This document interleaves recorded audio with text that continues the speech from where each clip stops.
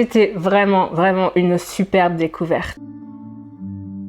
Coucou et bienvenue sur GGC Blog. Alors, avant qu'on commence, souvenez-vous, les sous-titres sont en français et en anglais parce que je parle les deux langues et que j'essaye de toucher les deux audiences. Tout simplement. Et si vous voyez pas les sous-titres, vous pouvez normalement les activer quelque part. Du coup, aujourd'hui, j'aimerais vous faire la review de ce livre. Donc, on va parler aujourd'hui du livre d'Olga Tokarczuk, Dieu, le temps, les hommes et les anges. Sachant que c'est un livre qui a, comme vous pouvez le voir, obtenu le prix Nobel de littérature. Alors c'est un livre qui a été publié en 1998, donc évidemment ça date. Donc pour tous les super jeunes qui regarderaient cette vidéo, ce n'est pas une antiquité, c'est un livre justement qui je pense peut être absolument merveilleux si vous avez envie de reprendre la lecture, si vous n'avez pas lu depuis vraiment très longtemps, des mois, des années, peu importe. C'est un livre qui, je pense, pourrait vous aider à vous replonger dans cet univers-là. Donc, pour résumer, parce que je veux pas spoiler, je veux vraiment que vous alliez le lire, mais je veux vous faire comprendre à quel point il a été exceptionnel pour moi. C'est de la littérature polonaise pour commencer. L'autrice est polonaise et c'est un livre qui se passe en Pologne et qui couvre du coup presque un siècle. Donc, du début de la Première Guerre mondiale à après la fin de la Deuxième Guerre mondiale. Le livre se passe à Antan, un village qui s'appelle Antan et qui est apparemment gardé à ses portes, à ses 4 portes, par des anges dont Michel, Raphaël, Uriel et Gabriel. Dans ce livre, au fait, il y a énormément de choses métaphysiques, des éléments religieux, des éléments philosophiques, psychologiques et comme une sorte de conte, mais en même temps de mythe, de mythologie. Et en même temps, c'est très ancré dans la réalité parce que ça vous relate quand même le siècle où les 2 guerres mondiales ont eu lieu. Donc, vous avez des moments qui vont clairement parler de la rafle des Juifs, de l'occupation, de l'impact de l'Allemagne nazie sur la Pologne, des envahisseurs, puis du régime de Staline. Donc, vous avez tout ça. Au fait, dans ce livre, on évolue dans un monde où l'autrice arrive à nous plonger dans une espèce de questionnement sur ce qui est vrai ou pas, sur ce qui est réel ou pas. Parce que comme je vous l'ai dit, on a le point de vue d'ange, on a un narrateur omniscient qui parle des états d'âme de Dieu, mais au milieu de tout ça, on a aussi des choses extrêmement concrètes comme le point de vue des personnages et des familles. Donc on a 2 familles, la famille céleste et la famille divin. Ce qui est vraiment merveilleux, c'est qu'on va suivre la vie de ces personnages, vraiment de leur naissance à leur mort. Par exemple, sans spoiler, je vous donne le nom juste d'un personnage, Misia, une petite fille qui naît de sa mère qu'on connaît et qu'on apprend dans le livre. Et on la suit vraiment de sa vie de petite fille, de sa vision du monde, sa vision des choses, sa vision des gens, de ses parents, la façon dont elle est ancrée dans la réalité et dans l'irréel, dans le monde imaginaire d'un enfant et dans les choses plus graves qu'elle peut presque tâter du doigt le monde d'adulte. Puis on la voit grandir, transformer en une jeune fille, on la voit se marier, avoir des enfants. Je vais m'arrêter là, mais on suit vraiment ce personnage jusqu'à la fin.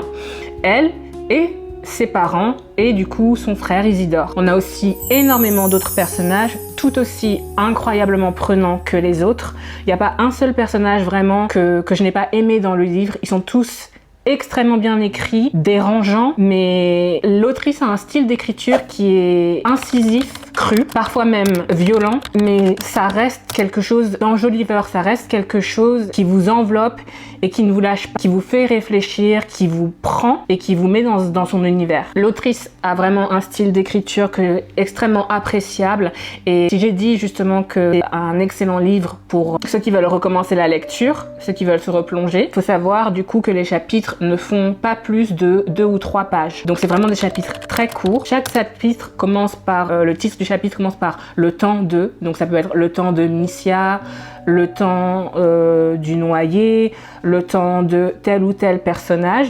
C'est parfois aussi le temps de l'ange gardien, donc encore une fois, on ne sait pas si l'autrice approche ce personnage avec la mentalité qu'il existe vraiment. Moi, je pense que oui. Mais encore une fois, ça nous donne des questionnements. Et du coup, on a le point de vue parfois d'ange gardien, on a le point de vue de soldats, du coup, durant la guerre, on a le point de vue d'enfants, d'adultes, de vieillards, on a le point de vue de toutes les classes, des pauvres, des riches. Il y a aussi de l'humour. On a certains points de vue qui, tellement ils sont sardoniques, ça nous donne vraiment envie de rire. C'est un rire un peu méchant, un rire un peu cruel, mais un rire tout de même. Et c'est vraiment, au fait, un livre que je ne peux que recommander, avec lequel j'ai passé un excellent moment. Alors désolée, je fais partie de ces personnes qui, comme vous pouvez le voir, qui annotent leurs livres et qui surlignent, comme vous pouvez le voir. Et parce qu'il y avait vraiment, il y a de très très très belles phrases, de très très beaux passages, et philosophiquement, psychologiquement, mentalement, c'est un livre qui ravira tous ceux qui sont passionnés d'anthropologie, l'étude de l'humain, de théologie, l'étude de la religion, de thanatologie. Donc j'espère que je le dis bien. Si je le dis pas bien, excusez-moi. Et mettez dans les commentaires du coup la faute. L'étude de la mort, parce que voilà, c'est des thèmes extrêmement grands, thèmes plus grands que nous, que l'autrice extrapole d'une façon très incisive, très intelligente, mais en même temps avec le désir de vraiment provoquer le lecteur. C'est juste vraiment un plaisir à lire. Donc encore une fois, c'est ma review de ce livre.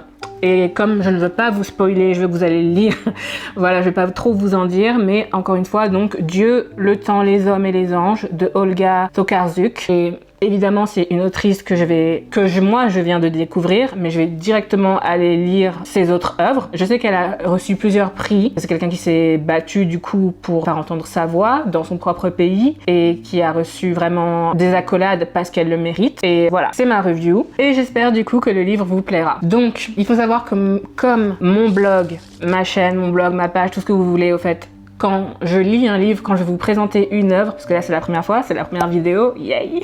Mais quand je vais vous présenter une œuvre, ce que moi j'aime faire aussi, c'est prendre un élément qui m'a vraiment plu et aller écrire un article dessus. Donc là, dans ce livre, il y a un personnage qui joue à un jeu vraiment précis, comme un jeu de stratégie, un jeu de plateau, comme on pourrait faire nous. C'est un jeu qui met en relation Dieu et son point de vue et la création en fait des mondes. Donc dans ce jeu-là, Dieu a créé 8 mondes. À travers le jeu, on voit ce que Dieu a fait au fait de ces 8 mondes, pourquoi il les a créés et qu'est-ce qu'il en a fait après. Et je pense que c'est l'une des choses que j'ai préférées dans le livre. J'ai absolument adoré ces passages-là.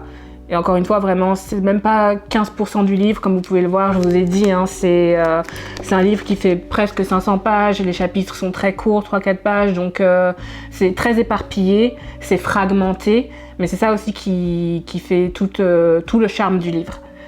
Donc du coup, je vais écrire un article là-dessus et vous pourrez le retrouver sur mon blog, sur WordPress, et vous pourrez retrouver sa traduction sur mon blog français, sur Substack. Et merci beaucoup d'avoir regardé la vidéo. N'hésitez pas à vous abonner, n'hésitez pas à liker, à donner votre soutien à une nouvelle et toute petite créatrice.